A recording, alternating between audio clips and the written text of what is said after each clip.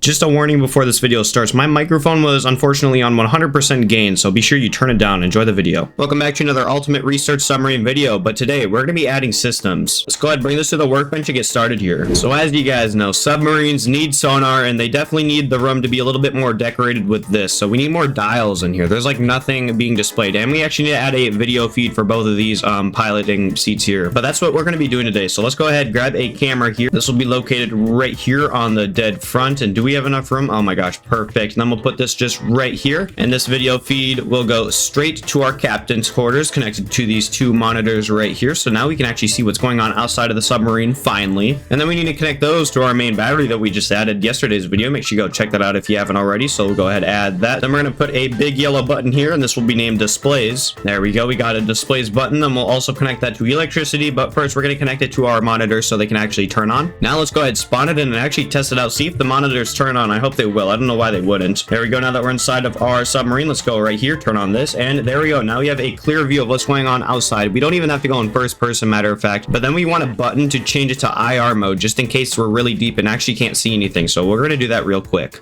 So we'll connect this IR mode right here, and we'll put it to probably number 1 on the C tier, and we'll name it IR mode real quick. And then we need a warning status display. So we'll put like 3 right here, and these will be indicators, and these will warn us if there's water or anything. So basically everything we have back here, but just so the captain can see a little better, so they don't have to go all the way back there and look at it. So we'll put 3 here just like this, and then we'll connect them up. So what is this one? So this one right here is a water display, so this will warn us if there's water. So where's this connected to? Something all the way back here. All right, so we made 3 separate alerts here. We have a water one, and then we have a battery one, and then a radiation one. The radiation one's definitely important because we want to see if we're leaking radiation, I guess, all over the place. And then of course we can't forget about our depth. So we want to know how deep we are at all times, so we'll put it right in front of our faces so we don't have to look anywhere crazy for it. So we'll do something like that. Then we'll need to connect that to our main battery, but we'll do that after we're done connecting this. So we'll connect it all the way down here, and this is, where's it at? It's connected to an altimeter right here, and we'll connect it just like that. And now we'll connect electric. And now we finally added a button here, which makes it so we don't have to click all these buttons to manually fill the ballast. So by clicking this button, it'll activate all these buttons, and it will fill the ballast for us automatically without having to click all of them. Now that we've added some stuff up here, which we will add definitely more in the future, but we need to add some sonar right here. So this is our sonar station. Let's go ahead, grab some type of sonar off workshop. So we have our sonar microcontroller here. We're going to make it red because it's definitely an important piece of equipment here. We're making a whole bunch of stuff red, but that's fine. So let's grab our sonar. And how large should it be? This is the medium one. Okay, that's fairly large. I don't even think we have enough room for this. Oh geez. Do we have enough room for a sonar like that? I don't know, because if we go directly up here, that's like straight into the floor. Yeah, we definitely can't have it be that big. I'm thinking the only thing that would work here is the small one. So if we just do this and put the small one here, that would definitely work. We'll just do something like that. It's just much easier. And there we go. We got our sonar. So let's go ahead, connect this to the microcontroller. So we need to grab a 2x2 play here for our sonar. So we'll put it like that. And then we're going to put one also in the front of the captain's faces here, because of course we want them to have a clear display of what's going on. So we'll probably put it right over here because there's more room. So we'll just do that. There we go. So now we got sonar. Let's connect video feed to the sonar like that, and monitor, and second monitor, where's it at? Right there. All right, let's go ahead and spawn this thing in and see if our sonar is working. All right, let's go hop in here, turn on active sonar, and there we go. That is definitely way too long of a range though. Dude, that thing would probably reach the entire other side of the map. We don't need it to be that long. So instead of 25,000, we're going to change it to 5,000, and then we're also going to put this to half, just like that. And now it should definitely look better. That's actually the same settings we put on our research submarine. So let's go ahead and turn on this monitor, and there we go. That looks much better. Now we can actually see like what's going on here. And then if we go in our menu here and spawn in a Kraken, let's see if it actually works. We'll spawn in a whole bunch of stuff, and will it actually detect? Why is it not redoing the sonar again? Hold on, what's going on here? We forgot to connect like one of the most important things. It's called activating active sonar, and we forgot to connect that, so that's definitely why. So now it definitely should work. There we go. All right, we got active sonar going out now. And will we detect these megalodons I spawned in? I hope we do. I think that might be it right there. Is that to the side of us? I think that might be over here. Nope. Oh yeah, there's definitely a whole bunch of stuff over here. I don't know why it's not detecting it. Hold on, maybe we need to like get in the range of the sonar. There we go. Now will we detect all these targets? We definitely should, or else there's something wrong with our sonar, which could be possible. We're detecting one right there. Wait, now we're detecting something in front of us. Okay, that makes sense. I mean, I guess there is something in front of us. No, it's actually behind us now. I don't know, sonars are being a little bit iffy, but we're gonna get an additional sonar thing just in case, so we have backup systems. This is also the same radar and sonar we put in our research submarine, so why don't we go ahead and copy this. We'll put this in our computer room, and then we're gonna put put the new sonar right next to the old one. Hopefully that doesn't disrupt anything. It might, honestly. If it was real life, it definitely would. Then we're also going to make this red so it looks important, and I think that's everything. Hold on, what is this? Buzzer? Yeah, we don't need that. All right, we got everything set up all in the submarine for the radar and sonar stuff for now, at least. We have to test it, of course, so we're just going to delete all that stuff there, spawn it in, and test it. Wait, there's a kraken and a shark. Okay, so now there definitely should be some stuff on radar here once we turn this on. So radar and sonar, and we're detecting some stuff on radar. Hold on, let's zoom in on the sonar here, and we're detecting a whole bunch of stuff on sonar. So sonar is working on this one. I don't know about that one. That one's just being a little bit iffy. But yeah, it's looking good. What else should we add in here? We got our radar and sonar. We'll make that look a little bit better, especially. It's looking a bit weird. But yeah, we need to add some more stuff up here, definitely. And we need to add emergency flares, because I remember some of you guys in the comments were saying that. So let's go ahead and add some emergency flares to this thing. So we got some red flares here. I put their muzzle velocity to max, so it'll shoot out as fast as possible. And then we need to remerge these, or else they will fall out of place. And then we need to make buttons to connect them. I don't know how we should do that. Should we make them separate? Or yeah, we'll probably do something like that. So I think we'll have this dude right here in charge of some emergency flares. So we'll put like 4 like that. How many rows did we do? Did we do 4 or 5? We did 4. Perfect. And then we'll make these red, and we'll do red 2 3 4. So we'll name these, and then each one of these will launch an entire row out. So row 1 is right here, so we'll connect this to the first row, and then we're just going to do this basically 4 more times. So this is going to be really fun. Okay, this is the second one, and now that we got these working, we're going to make it all orange, and then we're going to make a red one right here, and this will be to activate our transponder, which is basically an emergency beacon device for basically emergencies, of course. Now that we got electric and everything connected, why don't we spawn it in? And definitely, oh gosh, why is there so many krakens? Oh my god. Okay, there's a kraken and a shark eating the dock. Okay, well, we're gonna get out of here and launch some flares, because we don't want to be blinding ourselves this entire video. So we'll just drive out like this, and we're gonna run into the kraken, I think. Oh gosh, yep, we definitely just hit the kraken right there. Oh my word, he's definitely angry. Okay, we just need to keep going. But you can see our flares right there, and let's turn on our transponder here, and that should activate this transponder up here just like that. And perfect. Yep, it is on. So we have an emergency location signal out right now, and now that we're out of the docks a little bit, why don't we launch a flare? So this should work. Here we go, and it did launch a flare. So those are the emergency flares we have, and that's the highest they will possibly go, so that is great. And then we're being followed by a shark, and oh my god, we currently have a whole convoy going on here. What in the world? But guys, we can't forget about radio equipment. That's one of the most important things we have in this entire thing. We need communication. So let's go in here, type in some radio. And where's my radio? Right here. These are the radios I use. They are one of the best radios. They definitely do work. So we got our radio here. Why don't we just copy this antenna, and we'll put it all the way on the top. And one of you guys did say put antennas on the top to make it look cooler. So we'll put one up here. Actually, I don't know, because I don't want it to be in the way of our periscope here. We'll put it all the way on the back right there. And we'll maybe add some more just in case if we add any other stuff. So we'll do something like that. And we want to color it perfect, just like that. There we go. And that's kind of looking like a military. I don't know. It's looking a little weird. Okay, that's fine.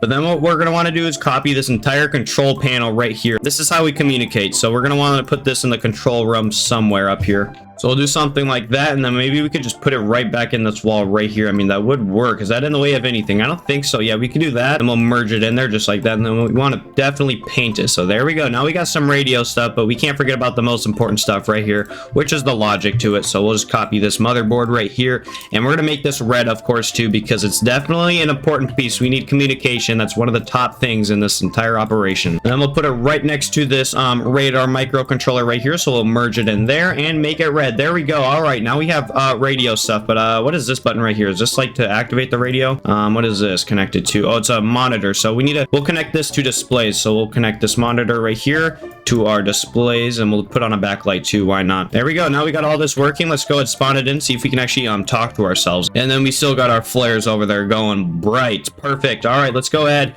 get in this thing and turn on our radio here. So let's activate systems and displays, and we're going to try talking. Hello, hello. Let's turn our volume all the way up, and maybe even voice chat. That might be it too. Okay, is our microphone on? Hold on, where's our microphone? Our microphone is on, so it should be, oh, transmits false. We definitely want that on if our microphone's on. Hold on. All right, we're gonna test it here. We go. I'm gonna turn on voice chat. Testing. Oh my god, that definitely works. Turn it off. Oh my, that was so loud. Oh wait, oh, it's attacking us. What in the world? Wait, hold on, did it attack us or just go near us? Okay, I thought it was attacking us. That was very scary through that little camera there.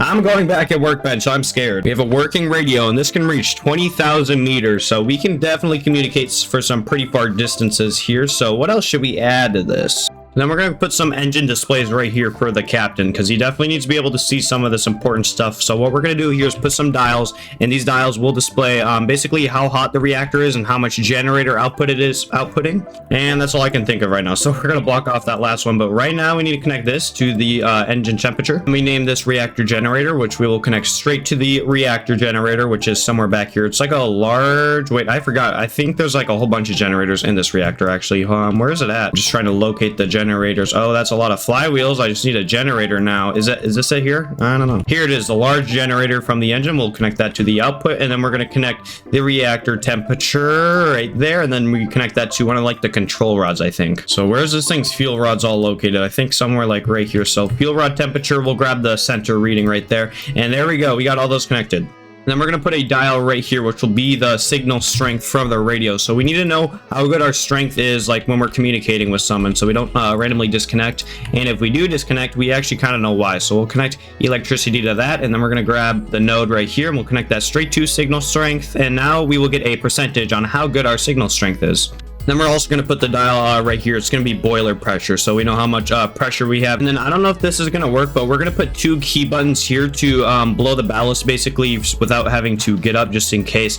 But I'm going to try something like this. So can we activate that? And then this would activate the blow ballast key over here. Oh, we can't do that. Wait, there's a secondary one. Hold on. And then we'll connect this to the blow ballast right here. I don't know if this would work, but we're going to test it. This is going to be interesting. Okay, so if we activate that one, it should activate a whole bunch of key buttons here. So we're going to connect electric to this and that, and now we're going to test it and see if it works. I really don't know if it's going to work, but we're going to see. It's going to be a whole chain reaction here if it does. So let's activate this just like that, and then it'll activate that, and then it'll activate that, and it'll activate all the, oh my gosh, that's perfect. Okay, blow ballast does work. That is awesome. But then we want an indicator somewhere saying that blow ballast is actually on, so we should probably put that in this area somewhere. So we'll probably put some 2 indicators right here, and these indicators will be if blow ballast is on and if we're currently emergency resurfacing. And then I did spell emergency wrong in this, and I just fixed that. Sorry about that. My spelling's quite interesting, but we're going to turn emergency surface on, and we want it to be both capital. There we go. And then we'll connect emergency surface on to this button right here. Is that it? Yeah, it is. And then we'll connect this one to that one, and then we need to connect electric and actually test if it works. And then what I also wanted to do is grab one of these monitors here. So I want to grab the microcontroller that this little monitor here is connected to. So it's this one right here, and this will now be the throttle control for the reactor. If that ever breaks, we're going to lose all throttle control for the reactor, so not something we want. And I probably should have put a monitor over here before we did that. We'll put the monitor right here in that corner. So it's a little 1x1 monitor, so we don't need it to be too big, but we're going to connect that. Input throttle will be WNS on here. Where's WNS at on this seat? It should be like right, oh wait, what? Why is WNS connecting? Oh wait, no, it's up and down. I'm sorry, up and down. And then what is this output? It goes straight to the electric motor back here, right? Yep. So we'll connect output throttle on here to that, and then we don't need any beeper noises. And then what is this? Is that the video feed? Yes, it is. Okay, so now we need to go back up here and actually connect some displays button to the display here.